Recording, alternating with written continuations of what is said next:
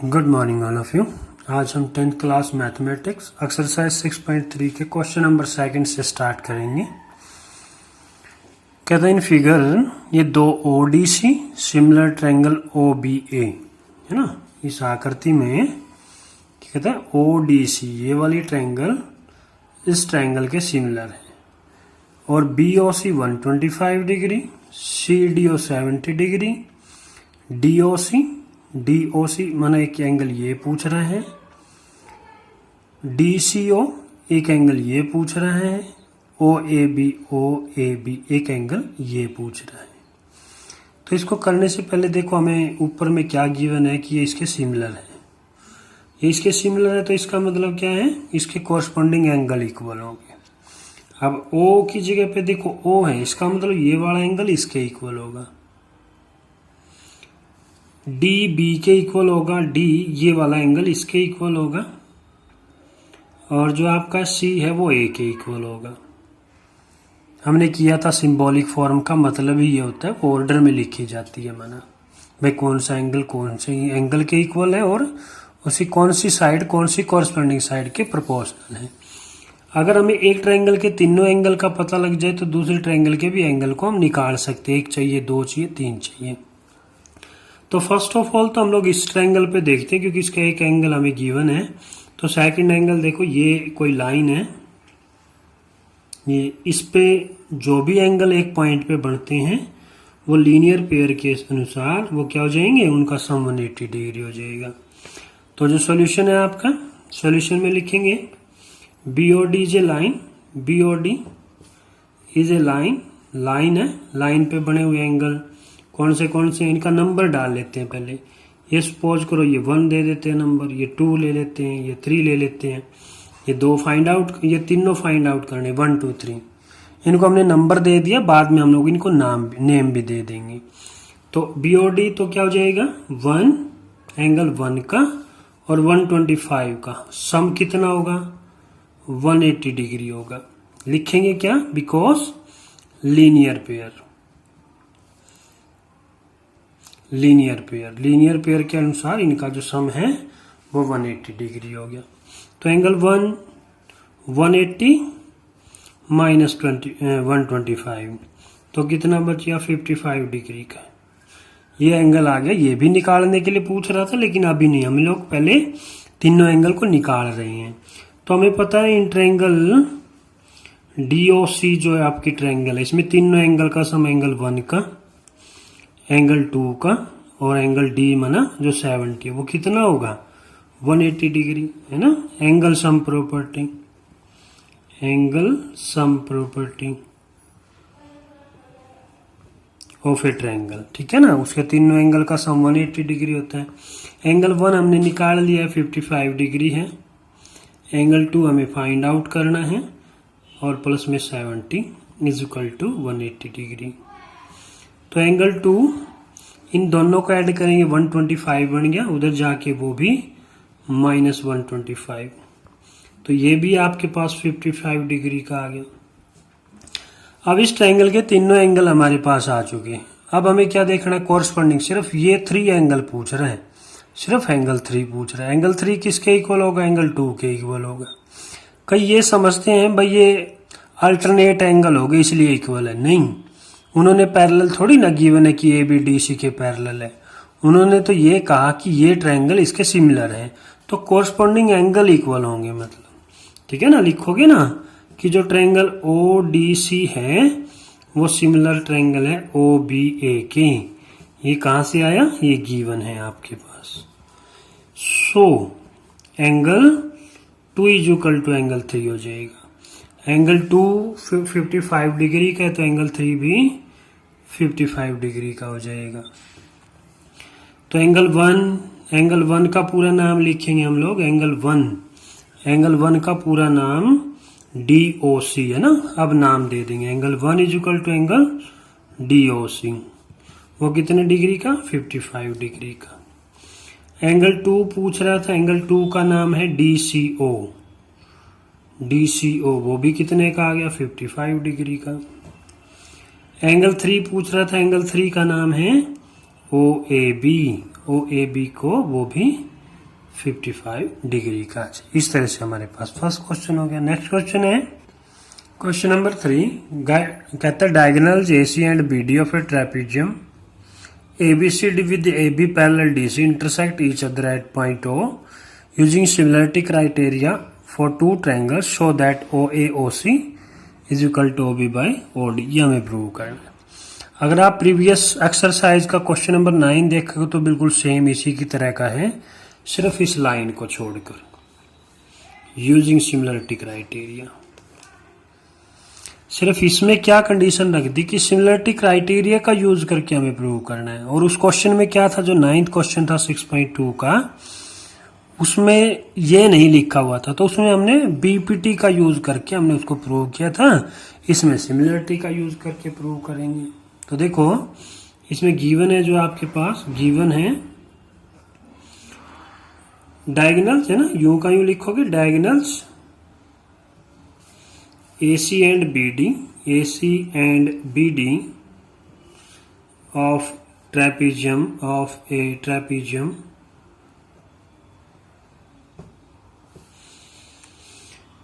ABCD intersect at O, point O पे intersect करते हैं, ठीक है ना। तो टू प्रूव में क्या कहता है, प्रूव जो करना है हमें, अच्छा इसमें एक चीज और रह गई है, AB पैरेलल DC और रह गई है ना, AB पैरेलल DC भी गिवन में है। अच्छा प्रूव क्या करना है, OA by OC is equal to OB by OD, ये प्रूव करना हमें, ठीक है ना। देखो प्रूफ में इसमें कोई कंस्ट्रक्शन की जरूरत नहीं है, सीधा सा सिंपल सा है। OAOC सिमिलरिटी क्राइटेरिया का यूज करना, OAOC OB OD, OA और OC, OA और OB वो तो इस ट्रायंगल में आ गए, और OC और OD वो इस ट्रायंगल में आ गए। अगर हम इन दोनों ट्रायंगल को सिमिलर प्रूव कर दे तो कोरस्पॉन्डिंग साइड प्रोपोर्शनली हो जाती है। तो इन दोनों ट्रायंगल में चले जाएंगे, in triangle AOB and triangle COD, इन दोनों ट्रायंगल में देखेंगे। तो देखो AB जो DC के पैरेलल है, तो एंगल जो 1 है वो 2 के इक्वल हो जाएगा, एंगल 1 एंगल 2 के इक्वल हो जाएगा। क्यों, अल्टरनेट एंगल हो गए। और जो आपका 3 एंगल है वो आपके 4 एंगल के इक्वल हो जाएगा, एंगल 3 एंगल 4 के इक्वल हो गया है ना। कारण लिख दें, because alternate angle as AB जो है वो DC के पैरेलल थी, इसलिए अल्टरनेट के कारण दो एंगल से हमारी ट्रायंगल है जो सिमिलर हो जाती है। सो ट्रायंगल AOB सिमिलर ट्रायंगल। देखो इसमें सिंबॉलिक फॉर्म का ध्यान रखना पड़ता है हमें, लेकिन ये सिंपल सा है। 1 के इक्वल 2 है तो माना A की जगह पे C आ जाएगा, 1 के इक्वल 2 है तो A है यहाँ, तो यहाँ C आएगा, माना C आ गया। ये वर्टिकल या अपोजिट एंगल है तो O की जगह O आएगा, तो यहाँ O लिख देंगे। इसी तरह से 3 4 के इक्वल है तो B की जगह D आ जाएगी। ये सिंबॉलिक फॉर्म में ही लिखा हुआ था, लेकिन फिर भी चेक करना आपने। अच्छा क्राइटेरिया कौन सा लगा, एंगल सिमिलरिटी क्राइटेरिया, ठीक है ना। एंगल सिमिलरिटी क्राइटेरिया का यूज हो गया। तो अब साइड क्या हो जाएगी, प्रोपोर्शनली हो जाएगी। देखो क्या चाहिए हमें, OA चाहिए, OA के साथ कौन सी OC हो जाएगी। फिर क्या चाहिए, OB चाहिए, OB के साथ OD हो जाएगी। CPST, जैसे CPCT लिखते थे कॉरस्पॉन्डिंग पार्ट्स ऑफ कॉन्ग्रुएंट, यहाँ CPST में ना corresponding parts of similar triangles है ना, ये हमें प्रूव करना था, हेंस प्रूव्ड, ठीक है ना।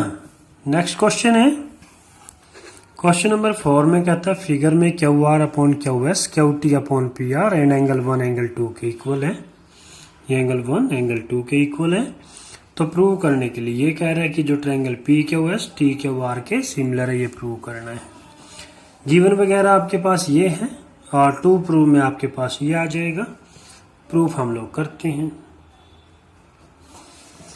देखो फर्स्ट ऑफ ऑल हमें जो ट्रायंगल सिमिलर प्रूव करनी है पहले उनको देखते हैं। पी क्यू एस, जो पी क्यू एस है वो ये वाली ट्रायंगल है आपके पास।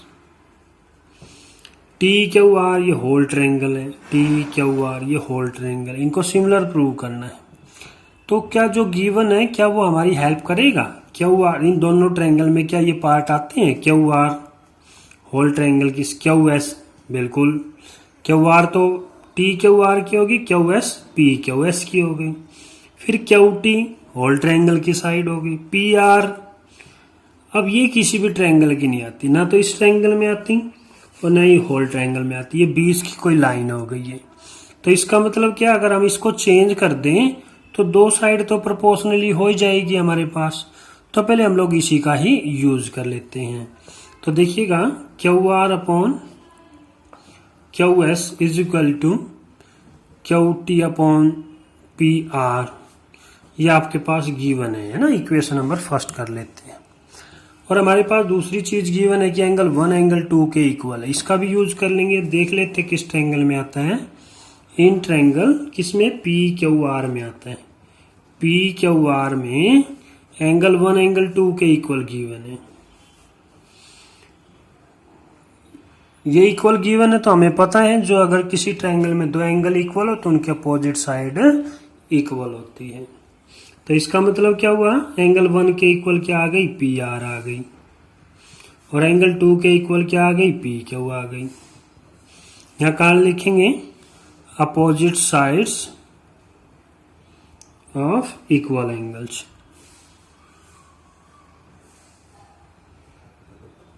ठीक है ना, वो इक्वल होती है। तो इसको देखो, अब जहां भी पी आ रहा है वहां क्या रख लेंगे? पी क्यू रख देंगे। पी आर की जगह अब पी क्यू हम लोग सब्स्टिट्यूट कर देंगे। तो सब्स्टिट्यूट इन फर्स्ट, जो फर्स्ट इक्वेशन बनाई थी हमने इसमें पी आर की जगह अब हम लोग पी क्यू सब्स्टिट्यूट कर लेंगे। Q R upon Q S, Q T upon, देखो अब क्या है, पी आर की जगह क्या रखना है? पी क्यू रखना है। अब ये पी क्यू रख लेंगे। अब हम लोग देखते दोबारा से चेक करते। क्यू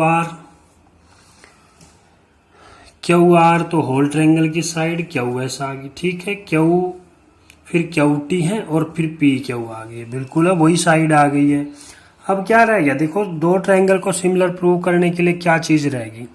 या तो हम प्रूव कर दे कि इसका इनका जो इंक्लूडेड एंगल मतलब बीच का एंगल इक्वल हो जाए, या फिर थर्ड साइड ले आए।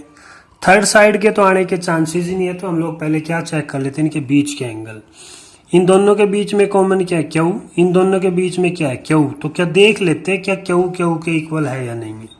देखो इस एक्सरसाइज में अब जब हम लोग होल ट्रायंगल लेंगे तो ये क्यू आएगा, और जब हम लोग ये वाली ट्रायंगल लेंगे तब भी ये एंगल आएगा। इसका मतलब एंगल 1 क्या हो गया? 1 के, या कहने का मतलब क्यू भी कह सकते हो, एंगल 1 भी कह सकते हो। एंगल क्यू क्यू के इक्वल हो गया, तो क्या हो गया? कॉमन हो गया भाई, दोनों में कॉमन हो गया। दो साइड और 1 इंक्लूडेड एंगल इक्वल हो गया, तो इसका मतलब क्या हुआ? जो पी क्यू एस है वो सिमिलर ट्रायंगल हो गई आपके किसके? टी क्यू आर के, ठीक है ना, टी क्यू आर के इक्वल हो गई। कौन सा सिमिलरिटी क्राइटेरिया लगा? दो साइड एक इंक्लूडेड है, ऐसे क्राइटेरिया, ठीक है ना। तो हम लोगों ने इसका यूज कर लिया, सिमिलरिटी क्राइटेरिया का यूज हो गया। ये हमें प्रूव करना था। अगर आप लोग इसका सिंबॉलिक फॉर्म देखोगे तो ये वही मिलेगी, ठीक है ना। हमें जब प्रूव करनी होती है तो हमें सिंबॉलिक फॉर्म देखने की जरूरत नहीं होती, वो अपने आप वही मिलेगी, हमें सिर्फ प्रूव करना होता है। जब हम किसी ट्रायंगल का सिमिलरिटी क्राइटेरिया यूज कर रहे हैं अपनी तरफ से बना के, तो हमें चेक करना पड़ता है। नेक्स्ट क्वेश्चन है क्वेश्चन नंबर 5। क्वेश्चन नंबर 5 में कहते हैं S and T are points on sides P R and Q R of triangle P Q R such that angle P R T S के equal है। हमें prove करना ये दोनों ट्रायंगल सिमिलर है। देखो क्या कहते हैं, कौन सी ट्रायंगल है? P Q R S. तो P Q R S triangle बना लो। ये आपके पास पी क्यू आर हो गई, पी क्यू आर। अब क्या कहते हैं, एस किसके ऊपर है? पी आर पर है। एस किस पे? पी आर पे। तो पी आर आपकी ये इसके ऊपर कहते हैं कोई पॉइंट एस है। टी किस पर है? क्यू आर पर। तो क्यू आर पे ये टी हो गया। फिर क्या गिवन है कि जो एंगल पी है आपका, ये वाला एंगल आर टी एस के इक्वल, आर टी एस कैसे बनेगा, जब इसको ज्वाइन करेंगे तो ये इस एंगल के इक्वल है, ये एंगल इस एंगल के इक्वल है। प्रूव करना में R P Q whole triangle और आर टी एस ये वाली ट्रायंगल, ये ट्रायंगल और होल ट्रायंगल, ये हमें प्रूव करनी है भाई। तो गिवन वगैरह लिखोगे आप लोग यहां तक, टू प्रूव में ये आ जाएगा। तो प्रूफ हम लोग कर ही रहे हैं। प्रूफ में देखो, तो इन दोनों ट्रायंगल को ही ले लेते हैं, इन triangle R P Q and triangle R T S, इन दोनों ट्रायंगल को ले लिया हमने।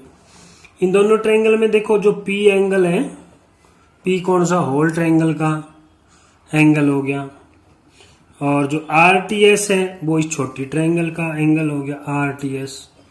ये तो एक एंगल तो इक्वल गिवन है ही, काम क्या रह गया, एक एंगल और अगर इक्वल प्रूव कर दे तो दोनों क्या हो जाएगी, सिमिलर हो जाएगी। वो जब भी हम लोग इस तरह की ट्रायंगल है, एक बड़ी ट्रायंगल के अंदर छोटी ट्रायंगल बनी हुई है, तो हमेशा समझना एक चीज उनमें कॉमन आने वाली है। तो इसका मतलब क्या हुआ, एंगल आर जो है एंगल आर के इक्वल हो गया, वो दोनों ट्रायंगल में आता है, कॉमन है। इस ट्रायंगल में लोगे तब भी आ रहा है, होल ट्रायंगल के लोगे तब भी आर आता है आपका। तो दो एंगल से हमारा काम चल जाता है। तो triangle R P Q similar triangle R T S. अब हमें सिंबॉलिक फॉर्म का ध्यान रखने की जरूरत नहीं, क्योंकि वो गिवन है। तो क्या कौन सा फॉर्मूला लगा, क्राइटेरिया एंगल सिमिलरिटी क्राइटेरिया, ठीक है ना। तो इस तरह से क्या है, ये सिमिलर हो गई, ये हमें प्रूव करना था, हैंस प्रूव्ड, ठीक है ना। बहुत सिंपल से क्वेश्चन है। इसी तरह के क्वेश्चन के ऊपर आगे की एक्सरसाइज भी डिपेंड है, एंगल के ऊपर मैक्सिमम, ठीक है। बाकी फिर करेंगे। अच्छा।